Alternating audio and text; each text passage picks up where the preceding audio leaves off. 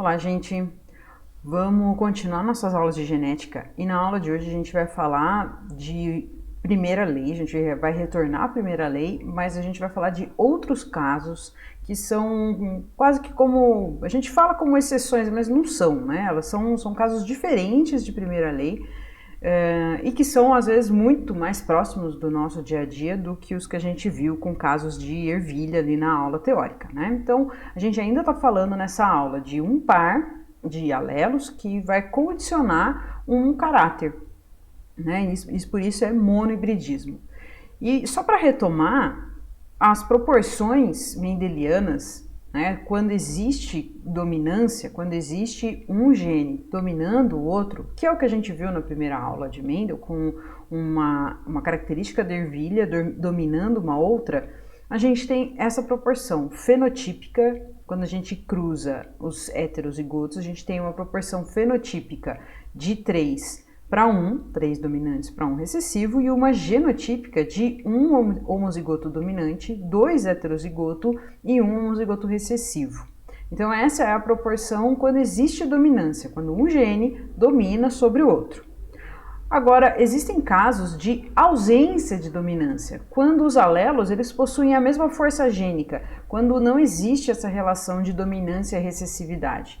Então, vocês acham, né, que com essa ausência de dominância vai ter a mesma proporção de fenótipos? Não. Então a gente vai ter uma alteração na proporção dos fenótipos quando houver ausência de dominância. E quais são as ausências de dominância que a gente tem? Nós temos dominância incompleta ou herança intermediária e codominância. Quando a herança é incompleta, eu gosto mais, na verdade, do nome herança intermediária, é quando você, ao misturar informações de dois alelos, a gente tem uma característica, um fenótipo intermediário. Então aqui nós temos para um gene, para um locus gênico, nós temos a informação para a flor vermelha ou para a flor branca. Aqui os dois são homozigotos. Quando a gente cruza e faz um heterozigoto, nós temos a mistura da informação da informação vermelha com a informação branca. E a gente tem então uma cor de rosa, né? Uma planta cor de rosa.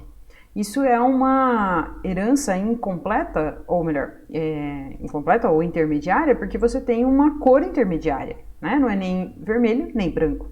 E ao fazer o cruzamento dessas plantas, a gente vai ter, né, no cruzamento heterozigoto, a gente vai ter uma planta vermelha, duas plantas cor-de-rosa e uma planta branca. Portanto, então a proporção é de 1 para 2 para 1. Um outro tipo de ausência de dominância é a codominância, onde as características vão ficar, as duas características vão aparecer, por isso codominância. Então quando a gente cruza, por exemplo, uma vaca branca com um boi avermelhado, a gente tem o malhado ou ruão. E aí a gente tem tanto a presença da informação do branco nas manchas, quanto da informação avermelhada no resto da pelagem. Se a gente cruza dois indivíduos com essa informação genética, a gente vai ter a proporção fenotípica nesse resultado de 1 vermelho, 2 malhados e 1 branco. Portanto, nessas ocasiões, a gente tem uma alteração no fenótipo, né, na proporção fenotípica, que vai ser igual à genotípica. E como é que você diferencia os dois tipos de herança? Se for fenótipos intermediários, é herança intermediária ou dominância incompleta. Se os fenótipos aparecerem simultaneamente, a gente chama de codominância, beleza? Então, para ficar bem claro, quando existe a dominância completa, um domina sobre o outro, e no híbrido, um apenas vai aparecer, uma característica vai aparecer. Quando a dominância é incompleta, ocorre uma mistura. Então a gente tem um terceiro fenótipo intermediário. E quando existe a codominância, os dois alelos vão expressar a sua característica, mas você vai ver as duas separadas, né? Você vai ver tanto o azul aqui quanto o branco. No caso lá do nosso exemplo, tanto branco quanto vermelho. Então a gente tem cores simultâneas ali aparecendo, beleza? Ou características simultâneas. A gente também tem outras coisas, outras características que a gente vai falar que não tem a ver com codominância ou dominância incompleta, mas são outras exceções aí que a gente fala em primeira lei. Por exemplo, genes letais.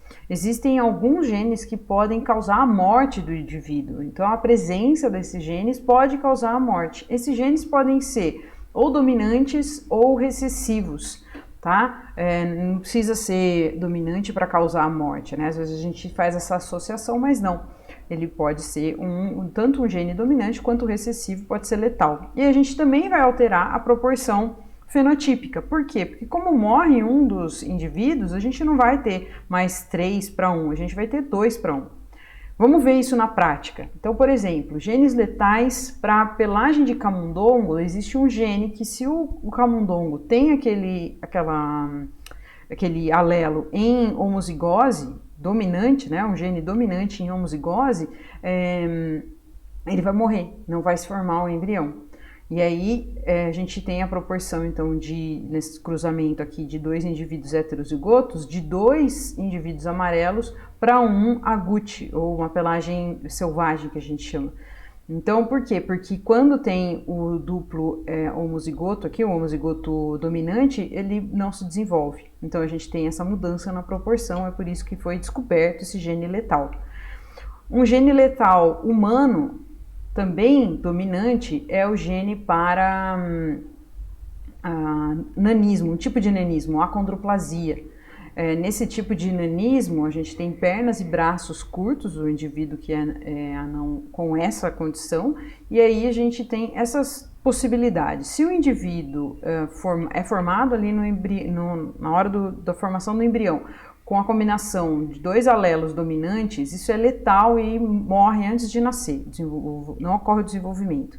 Se for heterozigoto, o indivíduo vai se desenvolver, mas com a anomalia, né? Com, por exemplo, os indivíduos que são anões, que às vezes a gente conhece, né? Convive com eles, porque eles têm algumas condições mais restritivas de vida, que precisam de cuidados médicos, mas eles vivem por muito tempo.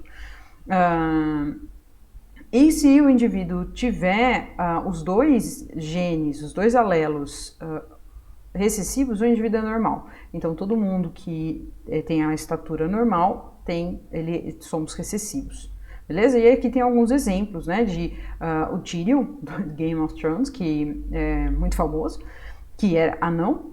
E aqui uma família em que 2 indivíduos apresentam a anomalia, são heterozigotos e podem ter, né, tiveram um filho com acondroplasia, mas tiveram outros 3 filhos com a condição normal, porque eles carregam o gene para a estatura normal, beleza? Uma outra doença também causada por gene letal é a doença de Tay-Sachs, só que aí é um gene recessivo. Essa doença é porque ao ter esse gene recessivo, né, ou se for em homozigose, o indivíduo morre, mas se for em heterozigose, o indivíduo é portador e produz, ou melhor, deixa de produzir algumas enzimas para a degradação de lipídios que não podem estar no nosso sistema nervoso. E aí essa presença desses lipídios ali pode causar essa doença degenerativa, beleza? Agora, outro gene letal, né, que a gente já viu e é bem famoso, é a anemia falciforme. A anemia falciforme, ela tem uma característica de codominância, tá? A gente vai ter os 2 alelos que eles são expressos. Então, a gente tem com um alelo normal a produção de hemoglobina normal e com um alelo defeituoso, ou com a anomalia, não vai produzir a hemoglobina correta. E aí, então, esses indivíduos vão ter anemia falciforme. Então, esses dois indivíduos, né, aqui representados, têm anemia falciforme e se reproduzirem, né, se tiverem uma criança, existe a possibilidade tanto deles terem um indivíduo normal, quanto indivíduos portadores da doença de anemia falciforme, mas também tem a possibilidade de formar um feto e ele não viver, por conta da presença das 2 cópias do gene ou do alelo defeituoso, tá? Então aí é um gene também letal. Anemia falciforme é uma mutação provavelmente de origem africana. Então, muitos países na África têm uma população com anemia falciforme, e é o que eu falei no slide anterior, essa hemoglobina ela vai ser formada de forma errada e vai ficar acumulada, fazendo com que a hemácia tome o formato de foice. E isso é ruim para o tráfico, né, a circulação de hemácias, beleza? Bom, mas aí a gente tem uma outra característica também muito importante, que é ter alelos múltiplos ou polialelia no mesmo locus gênico. E aí eu acho que eu vou gravar uma outra aula que fica melhor, tá bom? Vou parar a aula aqui e gravar uma aula só com essa outra parte, beleza?